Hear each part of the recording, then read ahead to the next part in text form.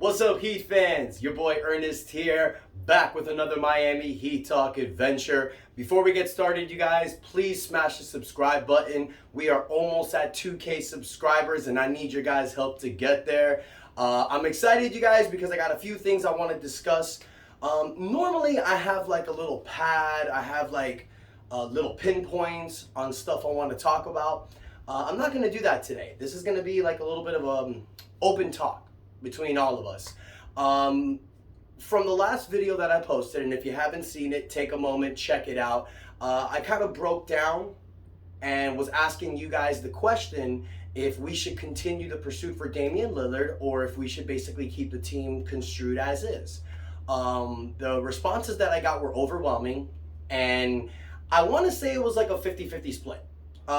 Maybe it was a little bit more towards people wanting to bring in Damian Lillard, but you know, there was a lot of you that felt like we should move on and keep everything as construed. And guys, I understand that. You know, this request happened 2 months ago.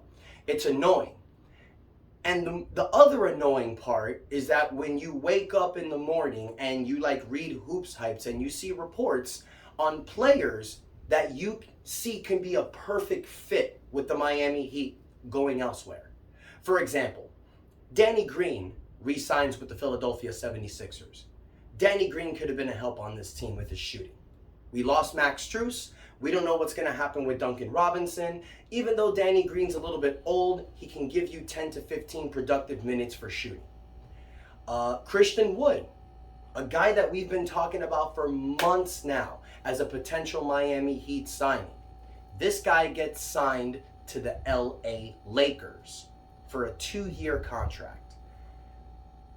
That's exactly why this trade process with Damian Lillard has been upsetting for Miami Heat fans. Because if you don't get Damian Lillard, and then you've let a lot of these potential prospects walk to other teams, then you're going to feel like you're empty-handed. Now look, I'll tell you guys this. Miami did get the minimum players that they wanted to get. Josh Richardson and Thomas Bryant. We did get those guys at minimum contracts, so you look at that as a steal and as a win. But we wanted Christian Wood, even though he has shit defense. Here in the Miami Heat culture, I believe Eric Spoelstra would have unlocked his full potential, and he would have been a guy that could have contributed well to this team. But at the end of the day, it is what it is. Christian Wood signed to the Lakers. There's nothing we can do about it. All we can do is worry about the present. And the present is the Miami Heat are all in to trade for Damian Lillard. Now, a few things I want to give you guys a heads up with. Bobby Marks, he's an ESPN insider. This is a guy that was a former general manager in the NBA. This is a guy, I'm sure you guys probably know him. He's the cap master for ESPN. He's basically a capologist right now. He breaks down how numbers can work, potential trades. He's been in on this process with Damian Lillard to the Miami Heat. He's made several options in the past, and he has insights with a lot of other teams. Bobby Marks was on Zach Lowe's podcast yesterday, and Bobby Marks specifically said, at this point, Portland may not have a better option than to trade with the Miami Heat. There have been no other suitors since the report came out for the NBA potentially fining Damian Lillard and his agent if they continue to say that he will not report to training camp for another team that he's traded to besides the Miami Heat. No other suitors have come up and made an offer. Jason Tatum contacted Damian Lillard to recruit him. Damian Lillard is set. He wants to go to the Miami Heat. It's because of what I've told you guys in the past.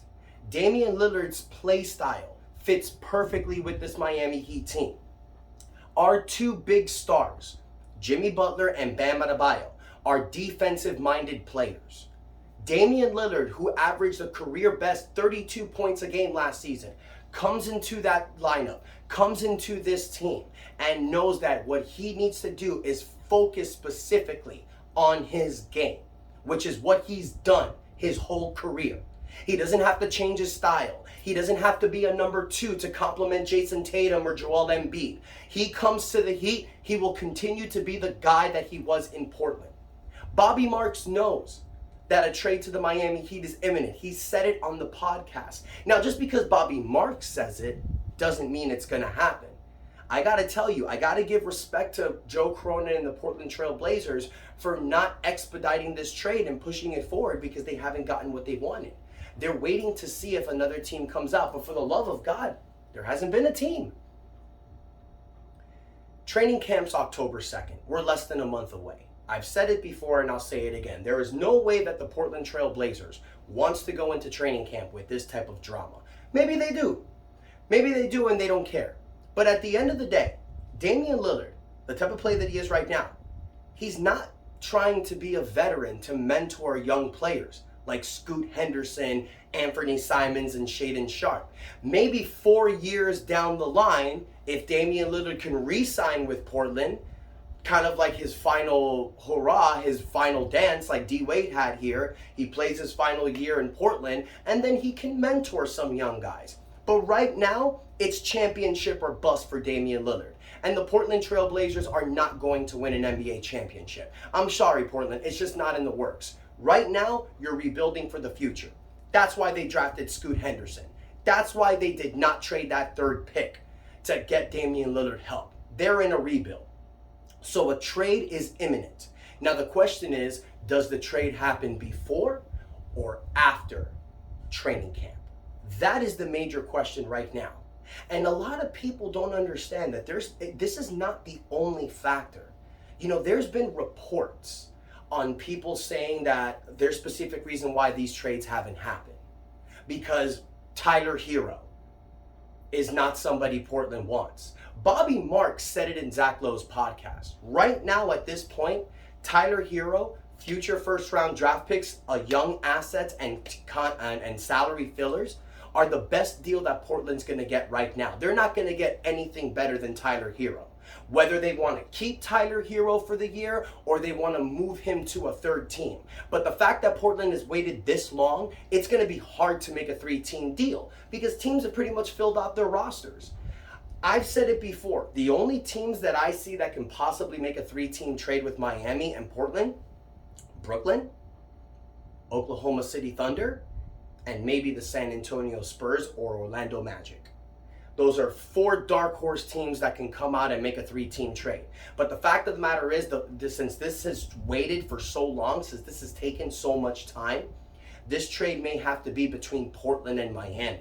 I think Portland knows that, and that's why this is taking so long. Because they're not going to get what they truly want.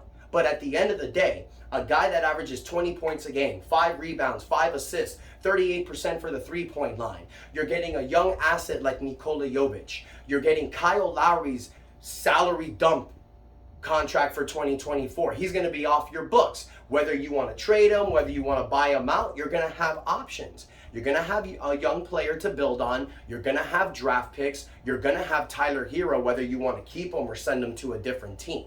Now that's an option. But another option that we talked about, you guys, Miami can go all in.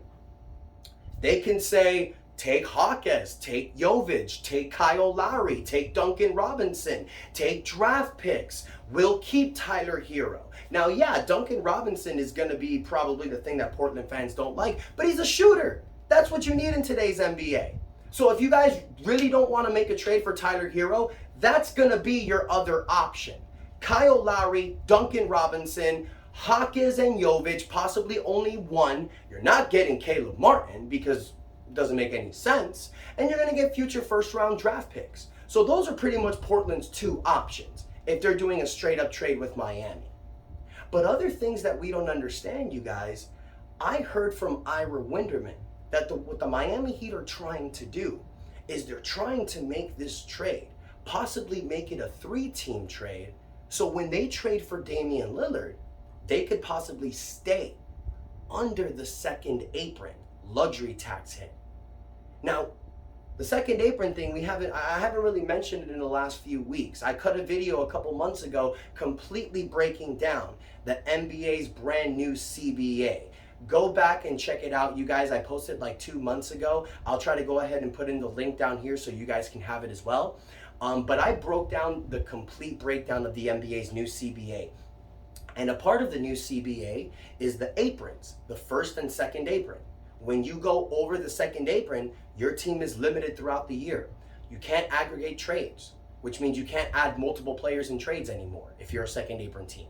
You have no usage of your mid-level or biannual exception to sign free agents. You cannot sign buyout players in the middle of the season. So the situation that happened with Kevin Love and Cody Zeller when we picked them up mid-season, can't do that. Can't do that. The only thing you can do is sign minimum contract players in free agency. So when you're a second apron team, you're hampered a lot.